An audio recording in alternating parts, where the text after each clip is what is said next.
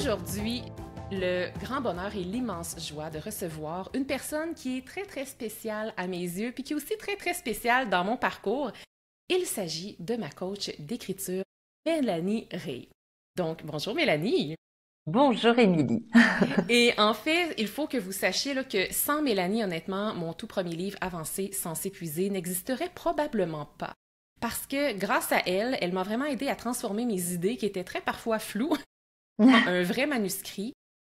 Aussi beaucoup de moments de doute en fait pendant le moment les longs mois où j'ai rédigé mon manuscrit, donc elle était là pour moi et elle m'a également aidé à trouver encore plus ma voix d'auteur. Donc, dans l'épisode que vous apprêtez à écouter, vous allez découvrir les coulisses de ce grand travail d'accompagnement, mais aussi de précieux conseils pratiques que Mélanie va pouvoir justement nous donner au cours de l'épisode. Alors que vous rêviez un jour d'écrire un grand livre et qu'il soit publié partout à travers le monde, ou si vous voulez tout simplement commencer à écrire avec juste un peu plus de fluidité au quotidien, bien, vous allez vraiment repartir avec des clés super inspirantes à travers cet épisode-là. Donc, merci infiniment, Mélanie, d'être ici, d'avoir accepté cette belle invitation-là. Je suis très, très heureuse d'être avec toi ce matin. Merci à toi Émilie, c'est le plaisir est partagé. Ah, c'est drôle parce que dans la dernière année, nos rencontres, c'était toujours toi qui leadais les rencontres. Et là, c'est drôle, j'ai l'impression que le rôle est inversé ce matin. C'est ça, et tu remarqueras que du coup je suis moins à l'aise. On adore ça. Écoute, de toute façon, ben, on se l'était dit avant d'enregistrer et Oui. tout. Le but, c'est vraiment d'avoir une discussion aujourd'hui. Fait que je pense qu'on va un peu présenter l'épisode en 3 temps. Mhm. Dans le sens, en un premier temps, je vais vraiment vouloir un peu clarifier auprès des auditeurs et des gens qui nous écoutent quel est vraiment ton rôle, parce qu'il y a plusieurs personnes qui pensent même pas que ça existe en fait, un ou une coach d'écriture. Donc, je vais vouloir qu'on clarifie un petit peu ton rôle. Après ça, on pourra parler un petit peu plus concrètement de moi, l'accompagnement qu'on a eu ensemble. Puis, pour vrai, si jamais tu as des questions à me poser, là, c'est vraiment une discussion. N'hésite vraiment pas à me tendre le micro. Et on pourra finir peut-être après ça, justement, pour les gens qui veulent repartir avec des conseils plus pratico-pratiques, on pourra conclure avec ça. Mais juste pour parler un petit peu de ton parcours, Mélanie, tu es en fait autrice, oui, c'est très bien, hein? Un beau lapsus ici. Tu es autrice de plusieurs livres et également d'un spectacle qui se nomme Quand je serai grande, qui a été donné à quelle représentation il y a déjà quelques années, notamment à Paris et en Normandie. Et maintenant, tu accompagnes depuis 3 ans des femmes dans l'écriture de leurs livres, dont moi, j'ai eu le privilège de travailler avec toi. Donc, tu les aides vraiment, tu les accompagnes de l'idée jusqu'à l'édition. Et ton approche, elle est vraiment globale. Toi, tu vas vraiment travailler le fond et la forme. Donc, par le fond, on parle ici du sens du projet. Tu vas aller travailler vraiment avec l'auteur en devenir, son lecteur cible, la promesse, la trame du livre qui ensuite on va vraiment s'assurer que ça fait un sens. Et tu vas ensuite travailler vraiment la forme, donc aider les auteurs et les autrices à trouver leur voix, à installer une dynamique de travail et surtout à aller jusqu'au bout du manuscrit dans le but de décrocher, si tel est leur souhait, une maison d'édition. Exactement. Et c'est justement avec ce beau bagage-là qu'une belle journée au mois d'avril 2024 que tu es apparu dans mes DM sur Oui. Instagram pour Oui. me voir en fait s'il y avait un livre qui sommeillait en moi. Il Oui, s'avérait que oui, il y avait un livre qui sommeillait en moi. tout à fait. Et c'est vrai que, alors aujourd'hui c'est un petit peu moins vrai, mais à l'époque je voyais des profils Instagram qui m'intéressaient, mais à titre personnel. Et ça m'arrivait parfois, voilà, d'aller proposer mes services de coach en écriture quand je sentais qu'il y avait quelque chose d'intéressant, quand je sentais qu'il y avait une histoire ou un parcours qui pouvait faire l'objet d'un livre. Et donc je devançais un petit peu des fois les désirs d'écriture de certaines personnes qui sont devenues par la suite mes clientes, comme toi, parce que comme je dis toujours, je pense que on a toutes et tous un livre en fait à écrire. J'ai déjà dû te le dire, mais on dit souvent que l'écriture d'un livre c'est difficile, que voilà, que ça peut être long, que ça peut être fastidieux. Et en fait, je vois pas du tout ça sous cet angle. Et d'ailleurs, ce serait intéressant peut-être que tu nous dises après toi comment tu l'as vécu. Et je pense que il y a rien de plus enrichissant que l'écriture d'un livre. Tu vois, quand on te dit bah, tout le monde devrait aller voir un psy au moins une fois dans sa vie, moi je dis non, tout le monde devrait écrire son livre au moins une fois dans sa vie parce que la, la pratique de l'écriture dans le but d'être lu Ça a quelque chose de presque thérapeutique en fait. Ça a une envergure presque thérapeutique. Ça permet de mettre de la clarté. Ça permet le recul que tu es obligé de prendre à cause de l'écriture, tu vois, cette distance par rapport à ton histoire ou par rapport à ce que, en l'occurrence, toi, ton activité, mais ton histoire aussi que tu partages dans le livre. Je vais essayer de pas spolier le livre qui est pas encore sorti. Vraiment, je pense que ça nous en apprend beaucoup sur nous-mêmes. Et c'est vrai que c'est pour ça que je pense que le pourquoi on écrit un livre, il est toujours avant tout pour soi, pour se redécouvrir à travers ce travail d'écriture. Je suis tellement d'accord avec toi, puis tu as utilisé le mot thérapeutique, et moi j'ai vraiment une impression que mon expérience d'écriture a été très thérapeutique, étant donné que je partage entre autres un grand bouleversement que j'ai traversé. Ça m'a vraiment comme permis un peu de boucler la boucle, si je peux le dire ainsi. Ça a été vraiment un très, très bel exercice. Puis j'aime qu'est-ce que tu dis. Tout le monde devrait aller voir un psy au moins une fois dans sa vie. En effet, mais aussi tout le monde, tu sais, si c'était une obligation sociale, là, comme que d'écrire un livre dans ta vie, honnêtement, les gens qui l'écriraient eux-mêmes, très certainement, Oui, il y aurait sûrement un tellement beau potentiel pour aider les gens aussi qui sont autour, là. tout à fait, parce que tu sais, souvent, les personnes que j'accompagne vont s'auto-censurer dans l'écriture et vont me dire, ah non, mais ça, en fait, je parle trop de moi, ça va pas intéresser, ça va pas. Et en fait, parfois c'est vrai que ce sera pas intéressant pour le lecteur, mais parce que il faut toujours se raconter dans le but d'apporter quelque chose à l'autre. Si tu te racontes comme tu te raconterais dans ton journal intime pour évacuer le stress de ta journée, effectivement, ce n'est pas très intéressant. Mais en fait, quand tu écris dans le but de transmettre, de passer le flambeau d'un certain message que tu portes, quand tu écris dans le but oui, d'apporter ton éclairage, ton prisme, ta vision, ton histoire, ton expérience, ce que tu as compris. Quand c'est fait dans le but de partager tout ça, en fait, c'est forcément intéressant. N'importe quoi que tu aies à partager, si c'est fait depuis cet endroit-là, ça intéressera forcément. Tellement, tellement. Et maintenant, moi, Mélanie, ce qui m'intéresse, et je pense que je t'ai même jamais posé cette question-là, Mm. c'est qu'est-ce qui t'a poussé à devenir coach d'écriture? Parce que, puis tu sais, comment on devient coach Oui, d'écriture, en fait? et Je veux tout savoir. c'est surprenant. Souvent, on me pose, on me pose la question, mais comment tu en es venu à être coach en écriture? Parce qu'en effet, c'est assez étonnant. En fait, moi, j'ai toujours eu un lien particulier avec l'écriture. Toujours. Je pense que ma première histoire, je l'ai écrite, j'étais en CE1, donc au primaire. Et ma mère avait été tellement impressionnée de ce que j'avais écrit qu'elle m'avait, enfin, elle avait amené l'histoire que j'avais écrite à mon professeur et mon professeur m'avait demandé de la lire en classe. Donc c'est vraiment, tu vois, d'aussi loin que je me souvienne, ça date d'il y a un petit moment.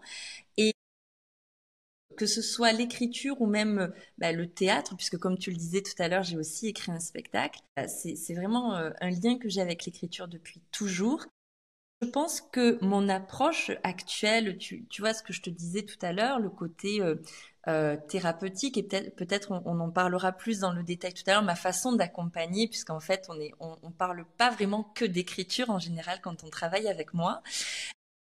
C'est parce que je crois que tous les projets d'écriture que j'ai pu mener m'ont guéri à des endroits. Et pour autant, tu vois, j'ai écrit des choses très différentes. J'ai écrit des romans pour petites filles.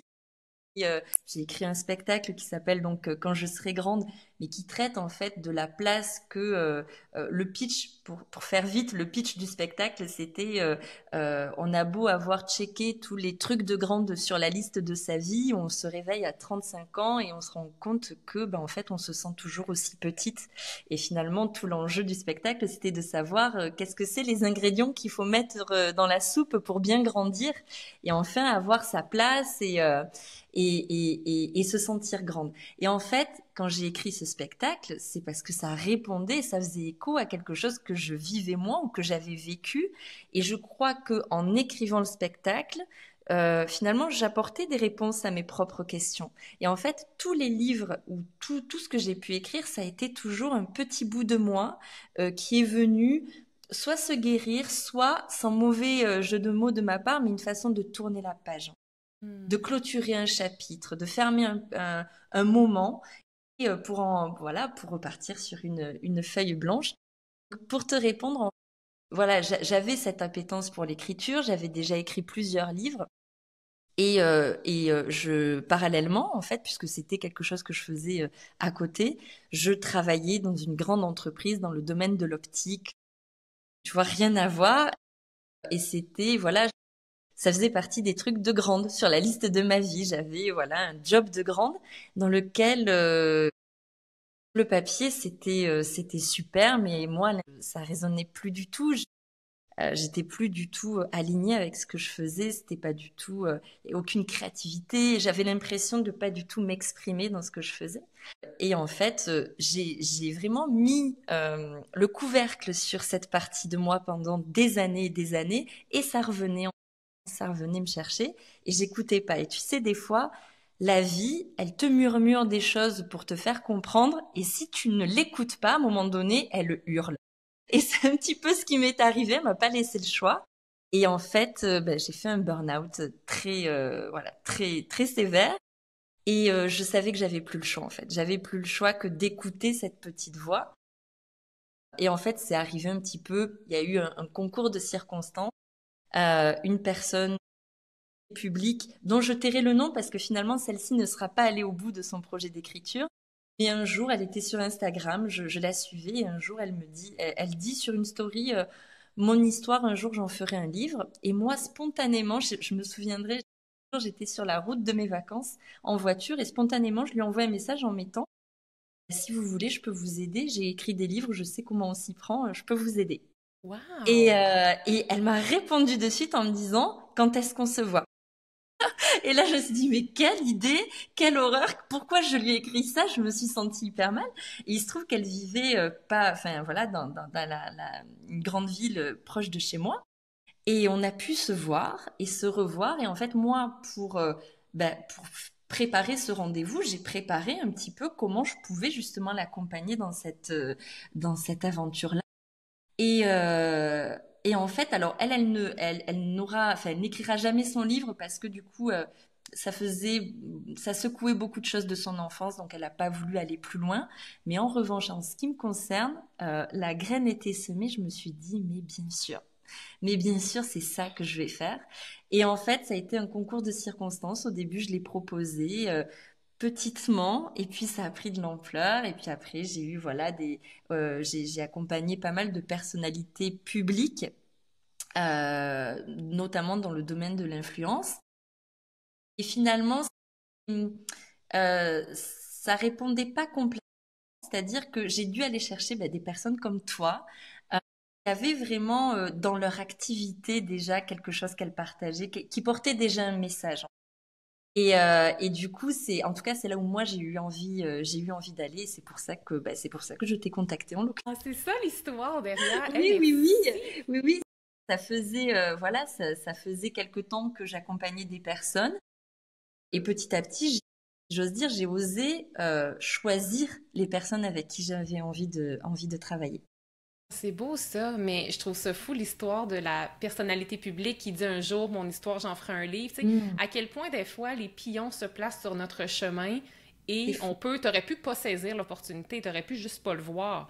Mais des Oui, fois, comment que les pions se placent, puis quand on saisit les bonnes opportunités, comment ça nous amène ailleurs, parce que finalement cette personne-là n'écrira pas le livre, mais toi, t'en as débuté une carrière. exact. Puis c'est très beau. Puis ça me donne envie de te demander, en fait, les gens, tu sais, que ce soit cette personne-là ou possiblement peut-être d'autres clientes que tu as eues par après, comment tu vis ça, toi, le fait d'accompagner des gens qui ne vont pas jusqu'au bout de leur manuscrit?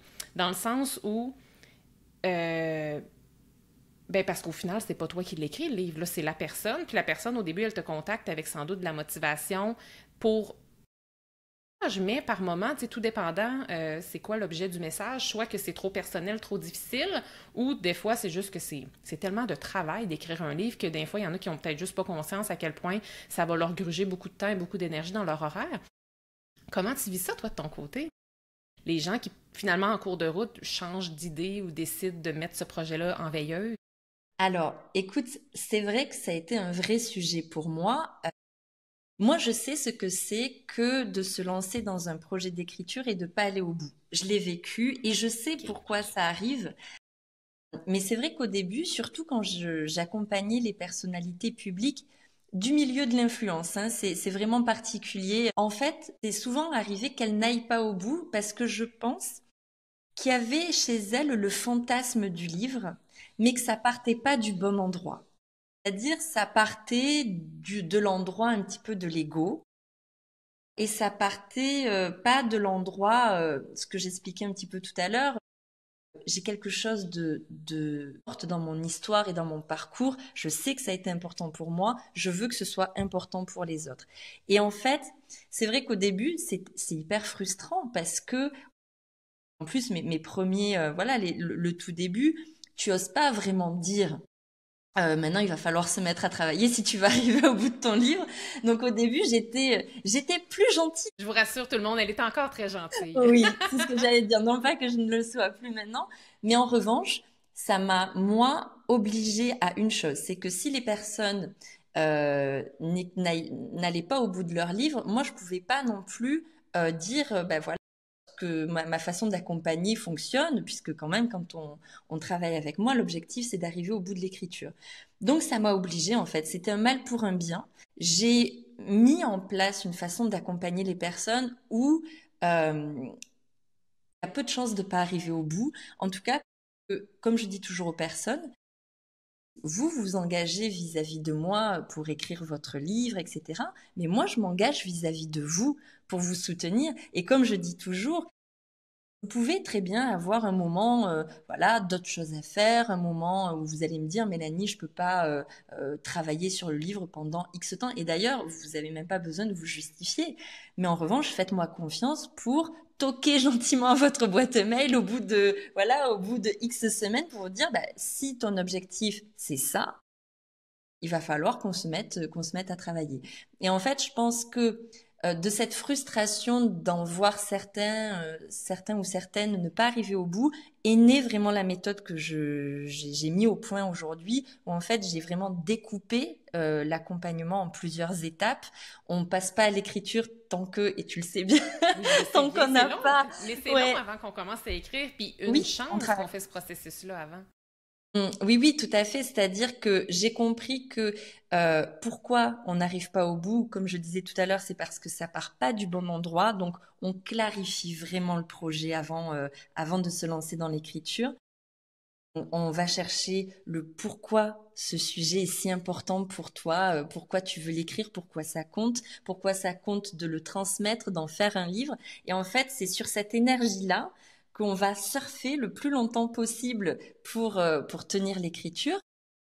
Et puis, il y a aussi l'organisation du rythme de travail qu'on imprime parce que on a, comme je le dis des fois, je suis une main de fer dans un gant de velours.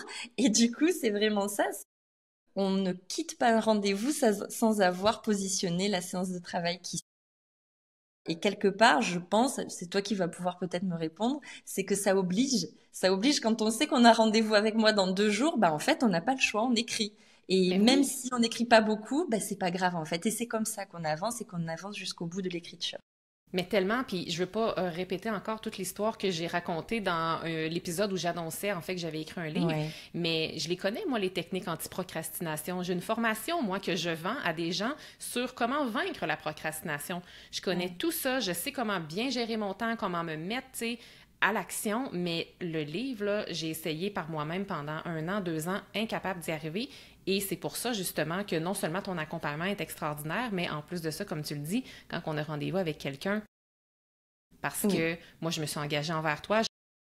Je le sais que tu dis non à d'autres clients dans le moment, peut-être parce que tu as un load de clients déjà, notamment moi. Donc, tu sais, j'ai une responsabilité envers toi aussi. Donc, moi, pour ça, pour moi, c'est suffisant pour me faire passer à l'action. Donc, Oui. définitivement. Mais tu sais, ce que tu dis, le fait d'avoir essayé d'écrire pendant 1 an, 2 ans sur un sujet en plus qui te tenait à cœur, et qui était important pour toi. Et malgré tout, tu t'arrivais pas à franchir quelque part ce plafond de verre. Tu restais bloqué peut-être à écrire un chapitre ou 3 ou 4, mais t'arrivais pas à avancer. Je pense que c'est parce qu'en fait, il y a des leviers. Toute seule, en fait, c'est très difficile d'aller les chercher. Ces leviers-là, c'est justement ce que je travaille sur les premières étapes avant même d'avoir commencé à écrire. C'est justement ça que je vais aller chercher. C'est ce qui va te faire te dépasser, c'est ce qui va te faire tenir. Pourquoi tu écris? Pour qui tu écris? Et je pense que c'est tous ces leviers mis bout à bout. Le fait de faire de l'écriture une priorité sur un temps donné, parce que ça, il faut quand même le dire, hein, écrire, c'est pas tellement une question de temps. C'est pas que ça prend du temps, c'est que ça prend du temps sur une période donnée. Ça demande d'en faire une priorité sur un temps donné. Et ce temps-là, c'est toi qui le détermine au final. Moi, je ne fais que m'adapter, puisqu'au début de chaque, je ne sais pas si tu te souviens, au tout début de notre collaboration sur ton projet d'écriture, je t'ai demandé quand est-ce que tu veux qu'il soit terminé. Et en fait, je crois qu'on a tenu les délais, même je pense qu'on a fini avant l'objectif qu'on s'était fixé. Mais en fait, c'est vraiment ça. C'est plusieurs. C'est comme si tu tissais une tresse. Si tu veux qu'elle tienne bien, qu'elle soit jolie, ben en fait, c'est plusieurs liens qu'il faut tisser en permanence et c'est ça le travail qu'on fait. Donc là, comment ça fonctionne quand les gens, je veux dire, moi je le sais, là, mais je t'invite à Mhm. l'expliquer aux gens qui ne connaissent pas le processus. Quelqu'un veut écrire un livre, quelqu'un te contacte, par où tu commences? Comme ça commence comment? Parce que, tu sais, juste pour clarifier aux gens, moi, quand je suis arrivée vers toi, bon, j'ai répondu au message que tu m'avais envoyé, mais Mhm. moi, j'avais déjà commencé à écrire un livre, j'étais déjà avancée, mon idée était mûre, donc moi, j'étais là, ça va être de la petite bière, ça va être facile. Mhm. Et finalement, on a tout revu. Le sujet principal est demeuré le même, mais on a absolument tout revu. Et c'est ce qui fait aujourd'hui que mon livre est tellement meilleur. Oui, Donc, les oui. gens qui arrivent vers toi, est-ce qu'ils ont besoin d'avoir une idée? Est-ce qu'il faut que ce soit super clair? Comment tu commences avec les gens? Alors, en réalité, peu importe que tu aies déjà écrit, que tu aies déjà beaucoup avancé ou que tu aies juste une idée, je reprendrai le travail de la même manière. Je vais te donner un exemple d'une cliente à moi qui, alors son livre sortira au printemps prochain. Elle avait une commande d'une maison d'édition puisqu'elle avait déjà écrit un livre. Et la maison d'édition lui mettait vraiment une pression forte. Et donc, elle a fait appel à mes services en me disant, voilà, j'ai la commande d'une maison d'édition qui veut que j'écrive sur ce sujet-là, mais j'ai déjà écrit la moitié, mais là, je suis bloquée, j'arrive pas à avancer et j'ai besoin de vous pour écrire la fin du livre. Et à cette personne, je lui ai dit, bien. Et en fait, on est reparti depuis le début, c'est-à-dire que je lui ai fait faire exactement le même travail que toi. Et au final, au début, je sentais bien que ça coinçait de sa part. Ah, non, non, mais j'ai juste besoin de vous pour terminer le livre. Et je dis oui, oui, je sais bien, mais néanmoins, on va quand même passer par deux, trois étapes qui, selon moi, sont indispensables.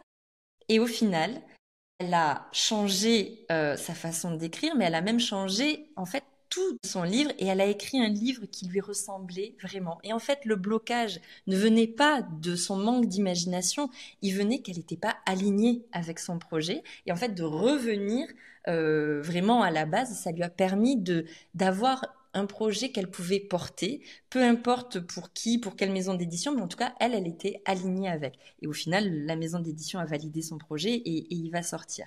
Mais pour répondre à ta question, quand on vient à moi, on commence toujours par un questionnaire en fait assez rapide, une première séance de travail où moi j'apprends aussi à vous connaître, puisqu'en fait c'est quand même relativement intime. Très intime. Oui, pendant le temps de l'écriture, il faut que vous ayez confiance en moi et vous ne pouvez avoir confiance en moi que si vous sentez que je comprends votre histoire, que je comprends ce que vous portez, que je perçois les bonnes et les mauvaises notes dans la musique que vous vous apprêtez à jouer. Et c'est vraiment ça, en fait, mon travail du début, c'est vous amener à vous purger de toutes les idées que vous pouvez avoir de votre livre pour que ensuite, morceau choisi, on va trier pour qu'il n'y ait que l'essentiel qui reste. Parce qu'un bon livre, ce n'est certainement pas un livre où on dit tout. C'est un livre où on en dit le moins possible. Et donc, on commence comme ça, et ensuite, petit à petit, on va organiser, trier, jusqu'à ce qu'on arrive à la trame, le fameux moment où on arrive à la trame du livre, qui est si douloureux pour tout le monde quand on arrive au moment de faire la trame du livre, parce que là, ça demande une certaine vérité, en fait. Ça ne tolère pas l'à peu près, le moment de la trame du livre, hein. C'est vraiment là qu'on va comme tracer la table des matières, en fait, là, le squelette du livre. Je m'en rappelle encore exactement où est-ce que j'étais quand je faisais ce devoir-là, Oui, cette trame-là. Et c'est ça, c'est pas facile. Mais après ouais. ça, comme tu me l'avais promis, une fois qu'on prend le temps nécessaire pour bien dessiner la trame du livre, après ça, le travail ne se fait pas tout seul, mais à tout le moins, Oui, c'est très fluide. c'est ça.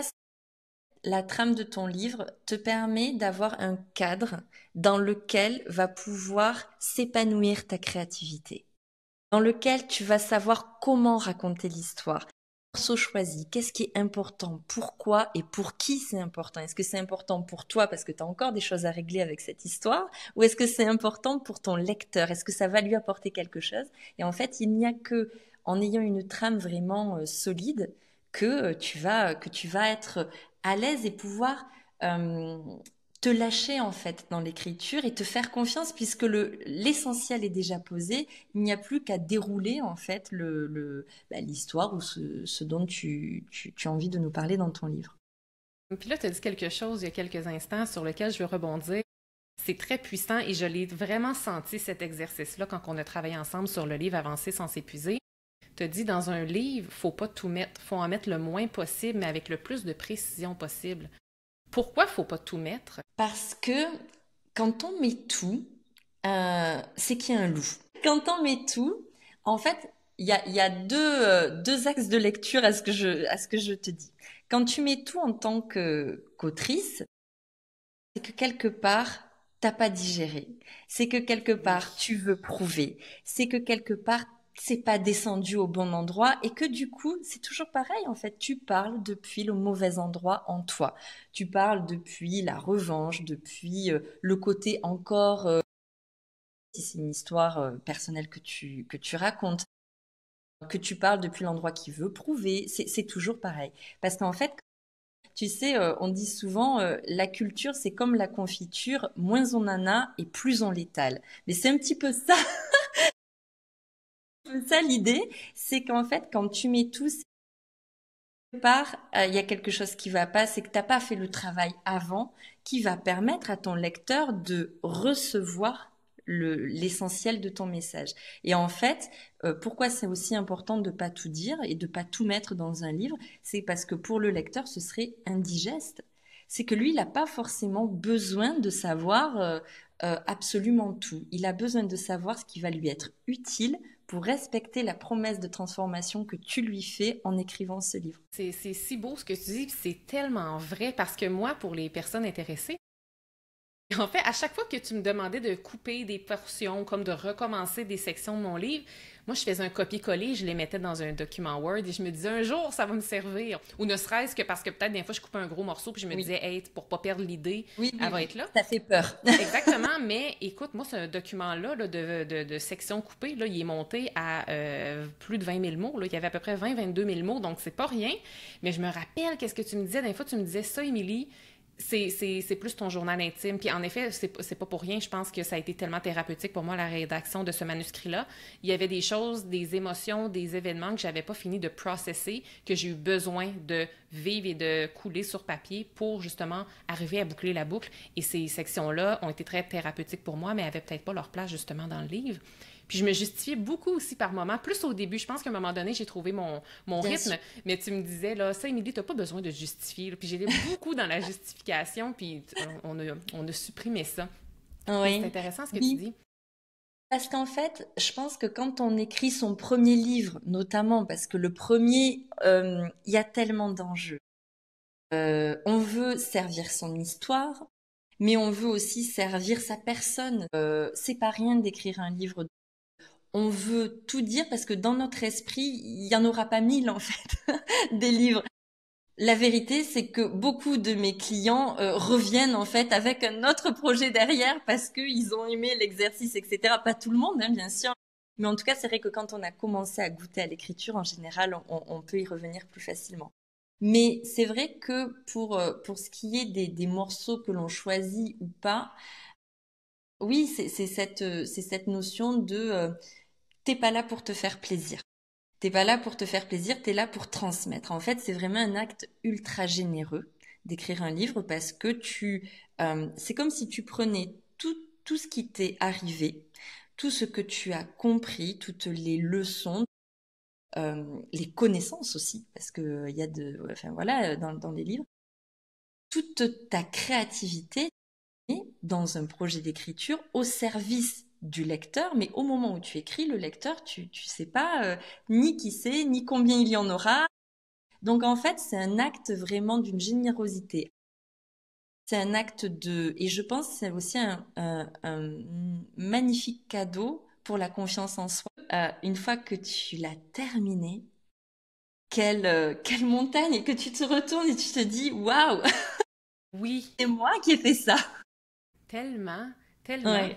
Puis toi, Mélanie, qui a accompagné quand même plusieurs auteurs à travers les dernières années, à ton avis, c'est quoi les blocages les plus fréquents des auteurs? Puis comment tu les aides à les Oui. surmonter, ces blocages-là? Alors, le premier blocage, c'est, je dirais, légitimité à écrire. Qui je suis pour oser écrire un livre? Donc, en général, ces personnes-là arrivent pas, elles ont envie d'écrire, mais elles se l'autorisent pas. Elles ont vraiment oui, ce manque de confiance au message qu'elles portent, au parcours qu'elles ont pu avoir. Voilà, il y a vraiment cette question en légitimité qui se pose, qui peut être vraiment le premier frein. Le deuxième frein, ça va être le temps que ça prend, évidemment. Donc ça, c'est quelque chose dont on parle, je pense qu'on doit à tous les rendez-vous que je fais, des rendez-vous découvertes, on me dit mais combien, Mélanie, ça va prendre de temps d'écrire ce livre? Et comme je l'ai dit tout à l'heure, le temps, c'est toi qui le détermines et c'est la priorité que tu veux faire de ton écriture. Tu peux écrire ton livre en 3 semaines, en 3 mois ou en 3 ans, peu importe à vrai dire. C'est vraiment toi qui vas imprimer la dynamique que tu veux apporter à ce projet. Et ensuite, les blocages qu'il va y avoir, c'est j'arrive pas à avancer. Et là, c'est vraiment typiquement l'autocensure, l'auto-jugement. Non, mais ça va pas intéresser les lecteurs. Non, mais ça c'est nul. Voilà, donc ça bloque. Et comme je dis toujours aux personnes qui sont en face de moi et qui ont ce genre de problématique, sur un premier jet, on s'en fiche. C'est pas ça le problème. Qui peut le plus, peut le moins. Je préfère qu'il y ait au début euh, beaucoup de choses plutôt que pas assez. Parce qu'il n'y a rien de pire que de devoir rajouter de la matière, essayer de raccrocher les wagons les uns avec les autres, c'est hyper compliqué. Alors que c'est beaucoup plus facile de tailler un petit peu dans le gras et d'enlever tout ce qui dépasse. Oui, c'est vrai, puis tu me le disais souvent, ça, comme maison Émilie, puis au pire, on en enlèvera. C'est mieux Voilà. ça que l'inverse, là. Oui, voilà, c'est ça. Et après, le blocage un petit peu de la page blanche, alors qui en réalité existe, mais est vraiment quand j'ai rarement des personnes qui me disent, alors là, je sèche, je sais pas quoi dire. Ça arrive très peu. Bah, déjà, grâce à tout le travail qu'on a fait en amont, ça permet de savoir de toute façon ce que tu vas raconter et dans quel chapitre tu vas le raconter. Mais quand ça arrive, en général, c'est pas tellement une question là encore de je sais pas quoi dire ou je sais pas comment le dire. En fait, c'est que ce qui arrive est pas exactement comme tu t'imaginais et du coup, tu as du mal à le laisser sortir. Et là, dans ces cas-là, mon meilleur conseil, c'est de se mettre derrière son clavier et même s'il y a rien qui sort, attendre. Mais c'est vraiment vrai, attendre. Et si à la séance de travail que tu t'étais organisée, il y a rien qui est venu, c'est pas grave. Tu te remets à la séance de travail suivante et tu refais pareil. Je promets à quiconque qui nous écoute que tôt ou tard, il y aura forcément quelque chose qui va descendre et qui sera posé sur le papier. Ce sera juste différent de ce que tu avais imaginé. Mais c'est ça qui va te transformer à toi aussi. Si tu écrit en sachant exactement tout à l'avance, mais c'est d'un ennui mortel, en fait, pour celui qui écrit. En fait, celui qui écrit, ce qui est fabuleux pour lui, c'est qu'il va se laisser transformer aussi par son propre livre et qui va l'amener quelque part là où on n'avait pas forcément imaginé aller. Et je crois que c'était ton cas d'ailleurs. En effet, totalement. Puis c'est ça la beauté en même temps, c'est qu'il faut lâcher prise aussi sur le contrôle. Tu sais, moi, je suis beaucoup souvent dans le contrôle. Mm, Puis en même temps, quand on se fait accompagner, c'est on se sent plus seul. Un projet de rédaction, c'est souvent très personnel, même si c'est un livre qui a un objectif professionnel, ça demeure que c'est très personnel parce que ça sort vraiment de nous, mais avec un accompagnement avec quelqu'un comme toi, bien justement, ça fait en sorte qu'on se mm, sent beaucoup moins seul. mm. Puis on parle beaucoup de la rédaction. Quand je me préparais pour notre épisode, je réalisais les notes que j'avais prises lors de nos Oui, rencontres, puis là, il y a une note que j'ai ici. Tu m'avais dit à un moment donné, tu dit, quand tu finis d'écrire le livre, tu penses que c'est fini, mais en fait, il y a juste 50% du travail qui a été fait. Il te reste beaucoup de temps et d'énergie à mettre dans la recherche de la maison d'édition, dans le lancement, etc. Tu sais, un manuscrit terminé ne signifie vraiment pas que c'est un manuscrit qui est publié. Donc, en gros, c'est quoi qui reste à faire une fois qu'on a fini d'écrire? Parce que tout le monde veut se rendre à la ligne d'arrivée. oui. Puis, il faut le savoir avant ça, qu'il y a d'autres choses qui viennent, parce que sinon, c'est comme de courir un marathon. Puis, tu sais, OK, il nous reste 1 kilomètre, OK, on est arrivé, puis là, non, non, le marathon recommence. Tu sais, Exactement. ça peut C'est être vrai. difficile des fois de comprendre ça. Donc, c'est quoi qui Tout vient à après fait. la rédaction? En fait, c'est vrai que, et c'est pour ça que malheureusement, 80% des manuscrits restent dans un tiroir ou dans un dossier perdu sur un ordi, même s'ils sont terminés.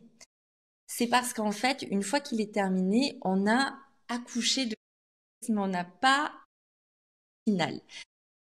Il faut savoir que le manuscrit, une fois qu'il est terminé, la version 1, on va dire, déjà cette version-là va être relue, tu vas la relire, tu vas un petit peu l'arranger à certains endroits, tu vas, voilà, tu vas la maquiller un petit peu là où tu vas te relire et te dire, bah, tel endroit, peut-être je pourrais rajouter ceci, ça c'est un petit peu lourd, je vais l'enlever.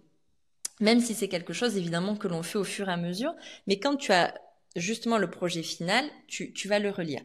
Mais en effet, il y a ensuite comment on écrit un livre, c'est comment on est publié, comment on est édité par une maison d'édition. Et là, c'est un moment vraiment particulièrement compliqué pour certains parce que ils ont tellement donné dans leur livre. Je parlais tout à l'heure de générosité. Il y a la générosité gratuite, bien sûr, on est généreux sans arrière-pensée, mais quand même, on n'a pas fait tout ça pour rien. Même si ça nous a transformés, que ça nous a fait du bien, que ça a été thérapeutique, on a besoin d'incarner ça dans la matière, on a besoin d'être reconnu pour tout ce que l'on a fait. Notre propre reconnaissance est magnifique et nécessaire, mais elle n'est pas suffisante. On a besoin que le monde sache qu'on a écrit un livre. C'est un besoin vraiment de reconnaissance. Il faut pas écrire le livre pour obtenir de la reconnaissance. La reconnaissance est absolument nécessaire à ton rôle d'autrice. Le travail vraiment de contacter les maisons d'édition, il y a une façon de faire. Tu peux peut-être, je sais pas, le partager ou pas. Je sais pas jusqu'où tu veux parler de ton projet encore, donc je fais attention. En effet, aller chercher les maisons d'édition, leur présenter ton projet d'écriture et ensuite attendre parce qu'il y a une certaine attente, le Oui. temps que les maisons d'édition te répondent. Pour certaines qui ont de la chance, ça se fait en 15 jours. Pour d'autres, ça se fait en 3 mois, en 6 mois. Et donc là, il faut attendre. Donc, il faut savoir comment on contacte les maisons d'édition. Et il y a vraiment, il faut se dire qu'en fait, la maison d'édition, la personne qui va recevoir ton manuscrit, elle en reçoit des dizaines, et voilà, par semaine, par jour et que tu as une poignée de secondes pour réussir à la convaincre. Et du coup, il faut vraiment faire une présentation, j'ai envie de dire, irrésistible de ton manuscrit pour que, hop, il emballe un petit peu la maison d'édition. Donc ça passe par la présentation. Il faut savoir se vendre. C'est comme pour tout, il faut savoir se présenter, il faut savoir mettre en avant les points, il faut être très clair sur l'objet de son livre. Et puis sinon, si les maisons d'édition ne répondent pas favorablement aussi, ça peut arriver. Il faut pas oublier qu'il y a toujours l'auto-édition qui est Oui, possible. oui, Et ça, je sais que beaucoup de personnes sont un petit peu réticentes à l'idée d'être auto-éditées. Et ce que je peux complètement comprendre, mais il y a de très belles réussites dans de l'auto-édition. Et il y a des avantages aussi. Il y a autant d'avantages, selon moi, à être auto-édité que à passer par une maison d'édition. C'est juste que ce sont voilà, deux façons de faire différentes, mais il y a autant d'avantages. Le premier avantage, c'est qu'une maison d'édition va garder une grosse partie comment des dirais-je, royautés. voilà exactement, de ton livre, alors que si tu es en auto-édition, bah, si tu vends ton livre une certaine somme, elle sera entièrement pour toi. Mais au-delà de ça, le secret en fait pour avoir une auto-édition réussie, c'est d'auto-éditer comme une maison d'édition. En fait, il n'y a rien de pire qu'un livre auto-édité qui ressemble à un livre auto-édité. Qualité de papier, une couverture faite à l'emporte-pièce, non, c'est pas possible en fait. Il faut que ton livre, il ait l'air d'avoir été édité par une maison d'édition. Donc ça nécessite de travailler avec quelqu'un qui va te faire la couverture, à quelqu'un qui va te faire la mise en page. Voilà, à un moment donné, il faut se donner aussi les moyens de ses ambitions. Mais bon, tout Exactement. ça demande en effet de l'énergie. Oui. Et c'est là où, en effet, il faut savoir que quand tu as fini l'écriture, il va te falloir un tout petit peu encore, Un peu encore beaucoup, d'énergie. ouais. Voilà, un peu d'énergie pour que tu arrives enfin à tenir ton livre entre les mains. Exact. Puis qu'est-ce qui est le fun, c'est que toi, justement, t'accompagnes. Ben, tu sais, moi, j'avais mon idée d'aller vers une maison d'édition, donc tu Oui, m'as vraiment accompagnée avec oui, ça. Puis je veux quand même mentionner le fait que quand tu disais, faut vraiment un peu comme se vendre et rendre le projet irrésistible, étant donné que les maisons d'édition reçoivent des dizaines et des dizaines de manuscrits, tu m'as accompagnée là-dedans, là, comme dans cette présentation-là. Puis clairement, ça a bien fonctionné. Et puis, si j'avais choisi plutôt de m'en aller vers une auto-publication, ça, t'aurais pu aussi m'accompagner à ce niveau-là. Puis même que ça faisait partie de notre planning. On s'était dit, si à partir de telle date, on a que des refus de maisons d'édition, à ce moment-là, on va passer au plan B. C'est bien que les gens sachent que tu es capable de les accompagner, peu importe le chemin qu'ils désirent prendre. oui. C'est un peu tout l'enjeu de ce que je fais, c'est que j'accompagne vraiment de l'idée jusqu'à ce que tu tiennes ton livre entre les mains, quelle que soit l'option choisie. Et on va même un tout petit peu au-delà, c'est-à-dire qu'il y a aussi un accompagnement sur comment faire un maximum de bruit autour de la Oui, sortie du livre. exactement. Parce que il faut savoir que les maisons d'édition, elles éditent tellement d'auteurs qu'elles n'ont pas le budget communication marketing nécessaire en fait pour faire du bruit autour de la sortie de ton livre, surtout un auteur pour qui c'est le premier ouvrage. Et donc c'est vraiment à l'auteur de prendre un peu le lead dessus, enfin, de prendre la main et de travailler sa communication et son marketing autour de la sortie du livre. Et du coup, c'est pour ça que j'accompagne aussi un petit peu jusque-là. Oui, c'est vraiment là, de A jusqu'à Z là, à la fin. Là. C'est vraiment un accompagnement très complet dans Mm. lequel on se sent accompagné du début jusqu'à la fin. Et là, j'ai l'impression que tranquillement, naturellement, notre conversation s'en allait déjà là. J'ai envie qu'on parle peut-être un petit peu plus des coulisses de mon propre accompagnement. Oui. Puis j'ai envie de te demander, toi, là, je te demande ça à froid, là. À ton avis, ça a été quoi mon plus grand défi au niveau de l'écriture quand on a travaillé ensemble? C'est une question hyper intéressante. Parce que typiquement, toi, tu es arrivé avec déjà quelque chose d'écrit. Euh, et tu avais une idée assez précise. Et je pense que moi, mon plus gros défi vis-à-vis de toi, ça a été de venir te prendre la main et t'amener un petit peu, un petit peu vers là où moi je voyais que ça brillait un petit peu plus.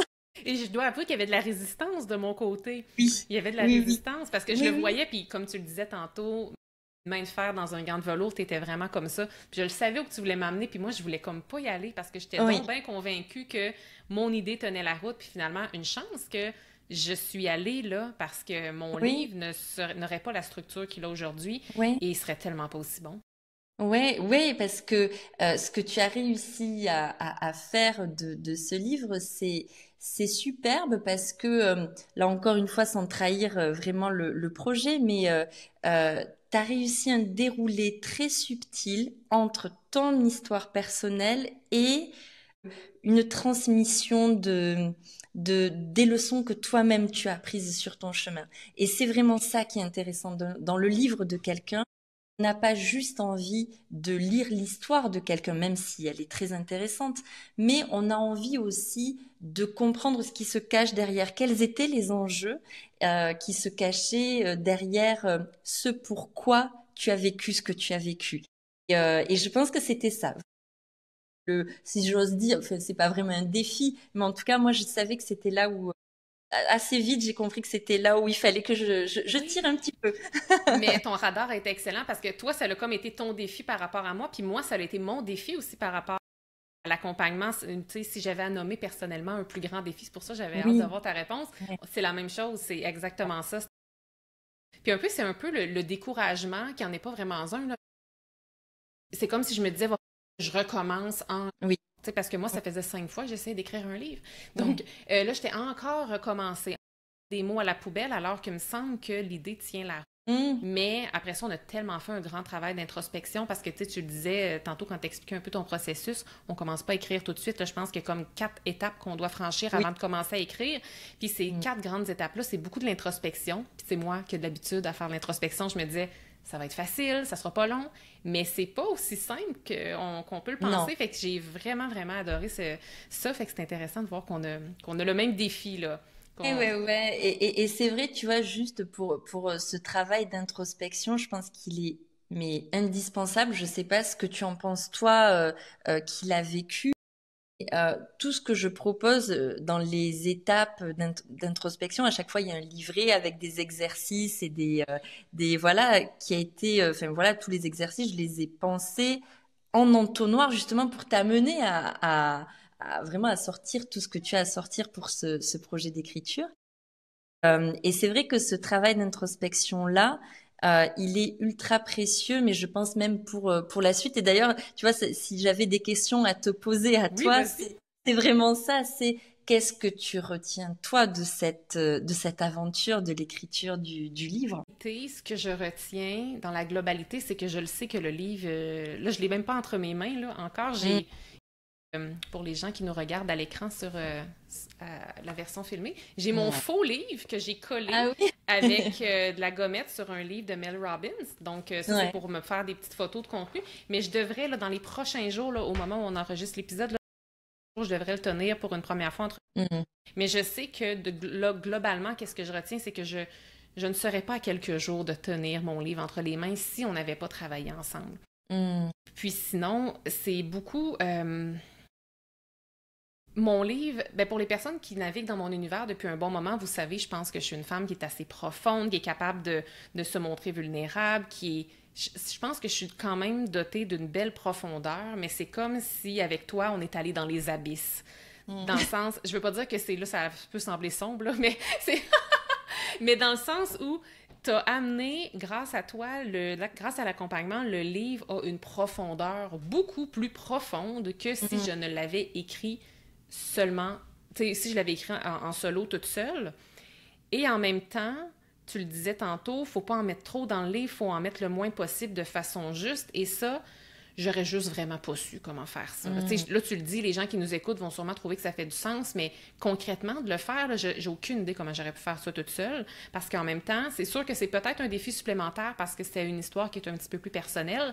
J'avais vraiment le nez collé sur l'écorce de ma réalité du livre. Alors toi, tu Ouais. m'amenais à prendre du recul et tu m'amenais à dire, OK, comme ça c'est trop, ça c'est parfait, tu peux même développer davantage, ou comme là, il y a trop d'exemples, on va en donner moins, ou au contraire, là, le lecteur aurait besoin d'être capable de s'identifier, donc ajoute des exemples. C'est tout le travail.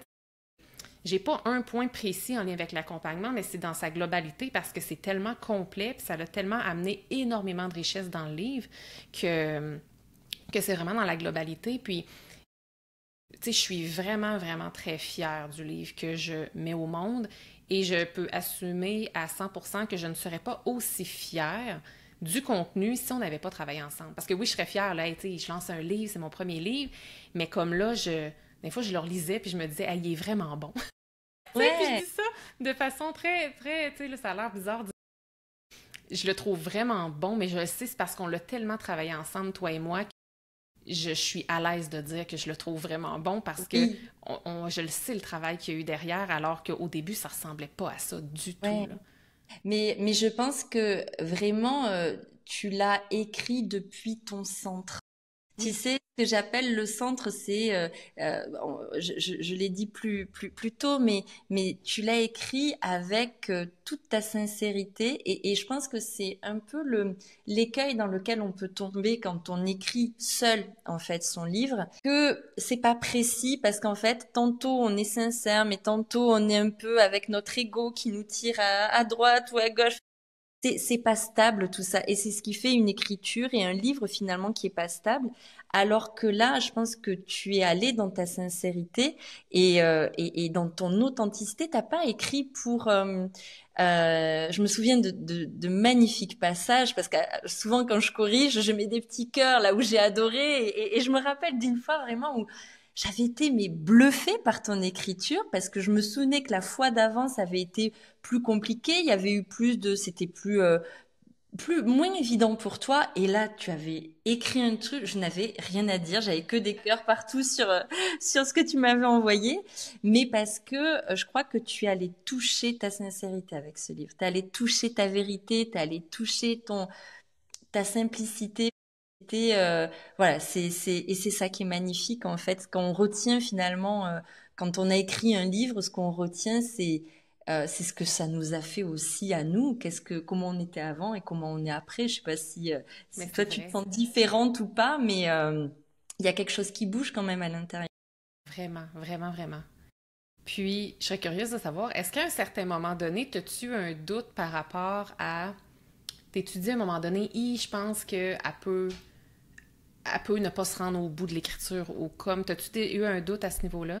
Jamais. Jamais, j'avais aucun doute et je peux en avoir sur d'autres clients et j'ai aucun problème à le dire parce que parfois au milieu de l'écriture, il va y avoir un événement qui va différer. Et en général, euh, si il y a un laps de temps trop grand qui passe enfin voilà, qui passe où la personne n'écrit pas, je sens que ça échappe. Et malgré le fait que je vais relancer dans la boîte mail, etc.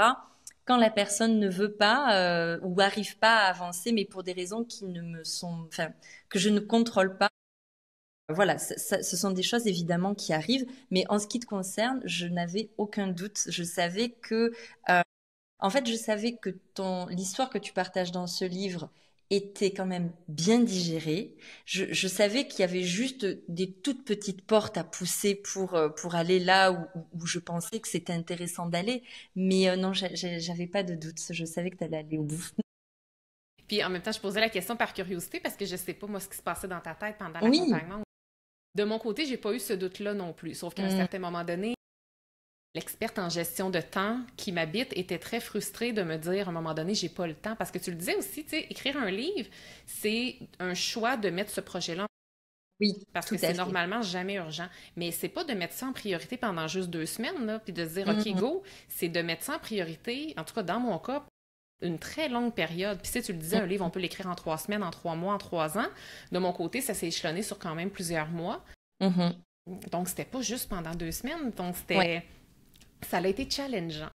Ouais, ouais, ouais. Et quand je dis en 2 semaines, encore une fois, c'est parce que je fais aussi des accompagnements qui s'appellent immersion, où en fait, je suis avec la personne, pardon, pendant 6 jours d'affilée, enfin 2 fois 3 jours, et en fait, du matin au soir, on ne fait que ça, et même presque jour et nuit, on travaille, on travaille.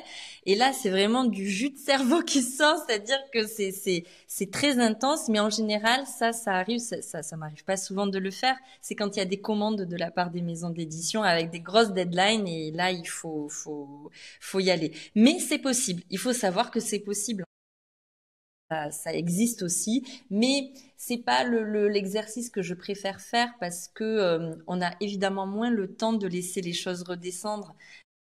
La bonne dynamique, et c'est celle, je pense, qu'on avait imprimée, c'est un rendez-vous tous les 15 jours. Oui, Voilà, Exact. ça permet d'avoir le temps de s'organiser, ça permet de laisser venir les choses qui doivent venir naturellement et c'est une bonne dynamique. Tous les 15 jours, je pense que c'est pas mal. Super. Puis, dis-moi, on parle beaucoup d'écriture pour écrire un livre qui va être publié, mais je sais que tu prônes aussi beaucoup l'écriture, ne serait-ce que pour un outil de connaissance de soi. Comment tu parlerais de l'écriture à quelqu'un qui nous écoute, mais qui veut pas nécessairement devenir auteur, par exemple, ou publier un Ouais. livre? Et tu vois, c'est drôle que tu parles de ça. Je sais pas si on en avait déjà parlé ou pas, mais j'ai un programme qui va sortir bientôt qui Ah non? s'appelle Clarté. Ah, c'est vrai, non? Donc Alors non, oui, mais oui, oui, parle-nous-en parce que non, je savais pas. non, non, mais il va bientôt sortir dans quelques semaines. Et en fait, c'est typiquement ça, c'est parler de l'écriture, vraiment le côté purement thérapeutique, quelqu'un qui veut juste écrire pour les siens, pour ses proches. C'est un bel héritage aussi que de le voir Oui, comme ça, hein. le côté laisser une trace à ses enfants, à sa descendance, et puis écrire aussi pour soi, de se rendre compte de ce qu'on a traversé. Quand on a traversé quelque chose de très important dans sa vie, l'écrire, c'est les écrits restent, hein, comme on dit. Il y a pas de, voilà, l'expression vient de là. Et donc vraiment l'idée, je pense que sur ce revers-là de l'écriture, c'est, on en parlait un petit peu tout à l'heure, c'est faire clarté. Faire clarté sur devenu, alors qu'on va l'appeler ça comme ça, c'est en général on raconte sa propre histoire, c'est souvent ça. Et en fait l'idée c'est de faire la clarté sur la personne que l'on est une fois que ça nous est arrivé, une fois qu'on l'a traversé, mais la personne qu'on va devenir maintenant qu'on est prêt à le digérer. C'est un petit peu ce qu'on disait tout à l'heure. L'écriture, c'est se rendre compte en fait de ce qui nous est arrivé et quelque part, c'est faire le deuil de certaines histoires ou faire la paix avec certaines autres histoires. Donc, je pense que c'est un travail très personnel, très enrichissant. Et pour revenir à ce que je disais tout à l'heure par rapport à la thérapie, moi, je crois, mais fondamentalement à la thérapie par l'écriture, raconter un traumatisme dans un livre ou raconter quelque chose qui nous a marqué, une leçon qu'on a envie de transmettre, être sur le papier, ça te remplit et ça te Définitivement. permet de voir les essentiels en fait de ce que tu as vécu. Parce que souvent, tant qu'on l'a pas écrit, il y a des zones de brouillard. Et Tellement. quand on l'écrit, ben en fait, comme ça ne tolère pas l'à peu près, l'écriture, tu es obligé de choisir des mots. Donc, tu es obligé, quand on dit choisir ces mots, c'est pas anodin en fait, c'est que tu choisis les mots qui sonnent juste pour toi en fait. Donc, voilà, c'est un travail hyper intéressant et donc voilà, tu vois, tu devances un peu l'annonce que j'allais faire de ce programme qui va s'appeler Clarté justement. Ah, ben on mettra les informations dans le résumé de l'épisode pour que les personnes Mhm. intéressées par ça, justement, retrouver de la clarté par rapport à quoi écrire, C'est ça. vont pouvoir aller voir le tout. Et puis, je t'ai demandé un peu plus tôt, tu sais, je te demandais c'était quoi le défi principal que tu rencontres, mais justement, puis c'est très lié à la question que je veux te poser. Qu'est-ce que tu dirais à quelqu'un qui rêve d'écrire un livre, puis qui se dit, je suis pas assez bonne, ou bien, hey, c'est qui va lire ça? Tu sais, un peu le sentiment d'imposteur, là. Qu'est-ce que tu Ouais. dirais à ces gens-là? Alors, ben finalement, je crois que je vais malheureusement un petit peu me répéter, mais c'est parce C'est que parfait, c'est les vrai. gens ont besoin de l'entendre. Ouais, tout à fait. Euh, on a tous un livre à écrire. On a tous compris des choses, on a tous vécu des choses qui méritent d'être partagées. Et nier cela, ce serait nier l'importance même de ta propre vie. Finalement, si tu penses que ce que tu as vécu, ce que tu as compris, les gens que tu as rencontrés, euh, si tu penses vraiment que tout ça n'a pas d'importance pour les autres, ça reviendrait à dire que ta vie n'a pas d'importance. Et ça, c'est absolument pas possible de penser ça. Et du coup, si une personne rêve d'écrire, alors je pense que si quelqu'un rêve d'écrire, c'est qu'il n'y a pas de hasard. Tu sais, moi, tous les gens avec qui je travaille me disent, oui, de toute façon, j'ai toujours rêvé d'écrire ou je me suis toujours dit, cette histoire, j'en ferai un livre. Donc, tu vois, il n'y a pas de hasard. Souvent, je dis aussi que C'est pas toi qui choisis ton projet, c'est ton projet qui vient de choisir parce qu'il sait que tu es la bonne personne pour s'incarner en toi. Mais c'est exactement ça. Donc, à toutes les personnes qui rêveraient d'écrire et qui se disent mais qui je suis moi quelque part pour écrire, j'ai envie de dire, on s'en fout. On s'en fout de qui tu es pour écrire, on s'en fout que tu sois légitime ou pas, on s'en fout que tu n'aies jamais écrit ou que tu ne sois pas certain de savoir écrire. Écris et après on verra. Laisse-toi transformer par ce travail d'écriture et après, voilà, tu verras. Ne te retiens pas d'y aller parce que si c'est là, c'est que ça demande juste à sortir et à partir de là. Et voilà, donc Ah, j'ai des frissons quand je t'entends dire ça. C'est tellement vrai, puis il y a sûrement plein de personnes qui nous écoutent. En général, il y a tellement de gens qui ont comme ce petit secret-là à l'intérieur d'eux, qui n'osent pas dire, qui rêvent d'écrire un livre. Je pense qu'il y en a même plusieurs qui nous écoutent en ce moment, qui se disent sûrement, ah, je veux pas écrire de livre, moi, mais que c'est juste qu'ils ne savent pas encore qu'ils veulent écrire un livre. J'étais tombée sur une statistique l'autre fois, Mary Forleo, que j'aime beaucoup, elle disait qu'il y a environ 80% des Américains, là, donc c'est sûr, c'était une étude qui était basée sur les Américains seulement, mais elle disait qu'environ 80% des Américains disent qu'ils aimeraient écrire un livre, mais que seulement 3% des gens qui le font réellement, soit de terminer un manuscrit. Et de terminer un manuscrit, on l'a vu tantôt, ça ne veut pas dire que le manuscrit est publié, mais tu sais, c'est vraiment un rêve, je pense, caché de tellement de personnes. Donc, oui. pour conclure, Mélanie, toi, si tu avais un seul conseil à donner à ceux ou celles qui nous écoutent pour oser commencer à mettre leurs idées sur papier, ce serait quoi? En fait, au fond de moi, ce que je porte, je pense, c'est que il n'y a pas beaucoup d'occasions dans notre vie quotidienne d'être grand. Mais d'être grand avec un grand G, de faire une grande chose. Et je pense que l'écriture d'un livre, c'est typiquement ça. Tu fais quelque chose de grand. Comme je le disais tout à l'heure, c'est un acte d'une générosité infinie parce que celui qui écrit, ça lui coûte du temps, de l'énergie, mais pas que ça lui coûte de l'introspection, ça lui coûte des petites douleurs, des petits deuils, ça lui coûte toute une vie de compréhension et de leçons apprises. Et du coup, euh, écrire un livre, c'est accéder à une part de nous plus grande en fait. C'est accéder à un potentiel qu'on ne soupçonne pas, à cette part de nous qui, je crois qu'on l'a tous, qui a envie d'exister, qui a besoin d'être reconnu. On sous-estime souvent que l'écriture d'un livre, ça peut nous amener là, mais je le pense fondamentalement, c'est que oui, écrire un livre, ça fait de toi quelqu'un de plus grand.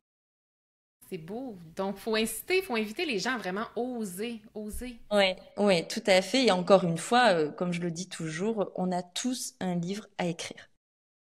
Et Ce pour les sera gens, mon mot de oui, la fin. ben c'est parfait, c'est tellement parfait, c'est tellement aligné avec ta façon de voir les choses aussi, puis avec ton Mm. accompagnement. Et justement, là, pour les gens qui se disent, OK, je suis prête à oser, mais comme je veux pas faire ça toute seule, je veux quelqu'un qui me tienne la main, comment on fait, Mélanie, pour travailler avec toi? Pour le moment, parce que mon site internet va bientôt sortir, mais je sais pas si au moment où ton épisode, enfin où l'épisode sortira, si c'est pas le cas, c'est tout simple sur Instagram, écris ton livre. Mon nom, si j'ose dire.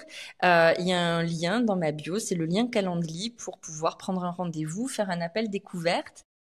Et on va parler de ton projet. On va voir si, voilà, quelles sont tes attentes, tes envies, ton projet d'écriture, comment on peut travailler ensemble.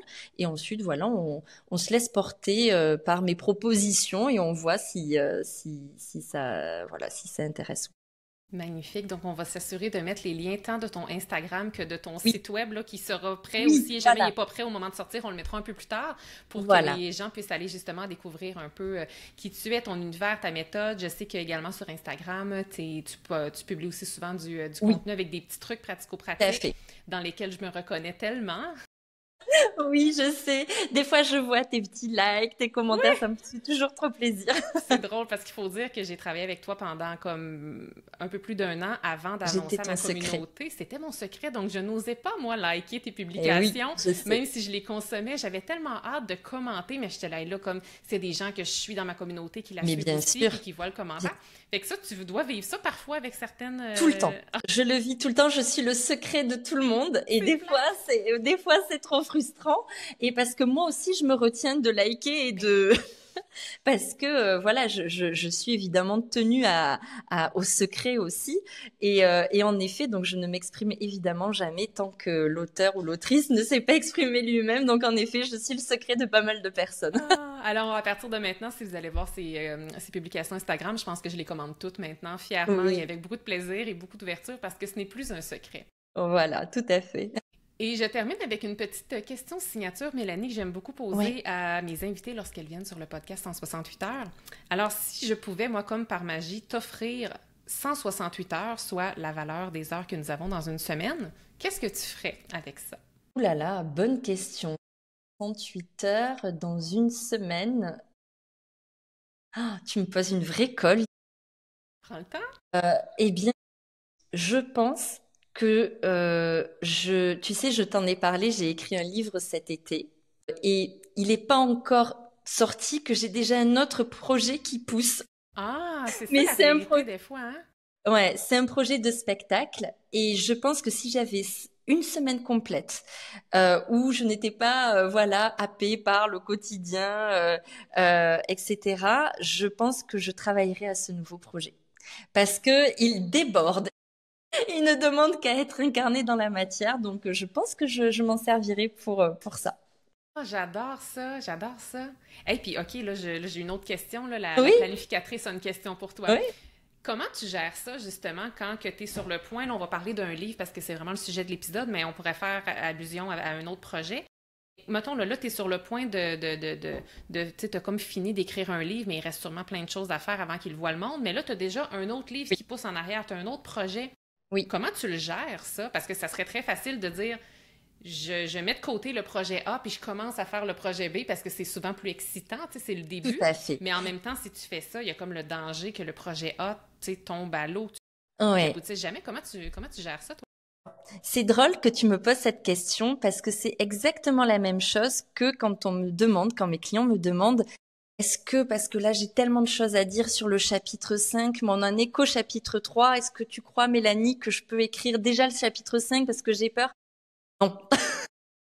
La réponse est non. Parce qu'en fait, c'est la facilité. C'est comme si tu avais des bonbons, tu vois, qui te font du bien, du sucré. Tu vas pas manger tout le paquet de bonbons. En fait, il te faut des bonbons pour tenir jusqu'au bout du trajet. Donc, ben, en fait, tu mangeras tes bonbons du chapitre 5 quand tu seras au chapitre 5. Mais là, c'est le chapitre 3. Donc, concentre-toi et note évidemment des choses parce que des fois, c'est des lumières qui s'allument. Voilà, il faut toujours avoir un carnet ou de quoi prendre des notes et voilà, poser vraiment les choses essentielles sur le papier. Mais en fait, là encore, c'est une question de confiance.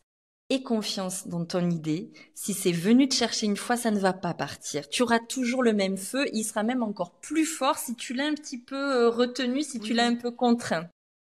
Donc l'idée, c'est voilà, de poser les grandes lignes sur le papier mais de pas se lâcher dans l'écriture suite. Et donc pour revenir moi à mon projet, c'est exactement ce qui m'arrive. C'est pour ça qu'à ta question, si j'avais 168 heures gratos qui me tombaient comme ça, bah en fait, euh, je me lancerais peut-être dans l'écriture de ce livre, c'est un spectacle. Mais ce que j'ai fait d'ores et déjà, c'est exactement ce que je dis là, c'est que j'ai déjà commencé à poser ce qui demandait de sortir, je l'ai déjà posé, et puis j'y reviendrai quand ce sera le moment. Mais Hmm. pour le moment, c'est mon livre qui doit sortir en janvier qui est ma priorité. Oh, merci. J'étais très curieuse d'avoir ta réponse et j'adore ta réponse. C'est très sage et très, très logique. Merci Mélanie d'avoir été avec moi, avec nous. Merci de nous avoir Merci. partagé tes pépites. C'était très concret, je trouve, les exemples et les conseils que tu donnais. Donc, je pense que ça va donner envie, je l'espère, aux gens qui nous écoutent à passer à l'action. Et je vous rappelle, pour les personnes qui seraient intéressées à connecter davantage avec Mélanie ou bien à travailler avec elle, nous allons mettre tous les liens dans les show notes de l'épisode. Donc, merci à tout le monde d'avoir été là et de nous avoir écoutés. Et merci tout spécialement à toi, Mélanie, d'avoir été avec nous. Merci à toi. Merci, Émilie. C'était un plaisir. Merci d'avoir été là. Si cet épisode vous a plu, est-ce que je peux vous demander un petit service? Allez évaluer le podcast 168 heures en lui donnant un 5 étoiles et abonnez-vous pour ne rien manquer. C'est honnêtement la meilleure façon de le faire découvrir aux autres, puis en même temps, ça me témoigne que vous l'aimez. J'ai déjà hâte qu'on se retrouve et d'ici là, assurez-vous de profiter pleinement des 168 heures de votre semaine. À bientôt!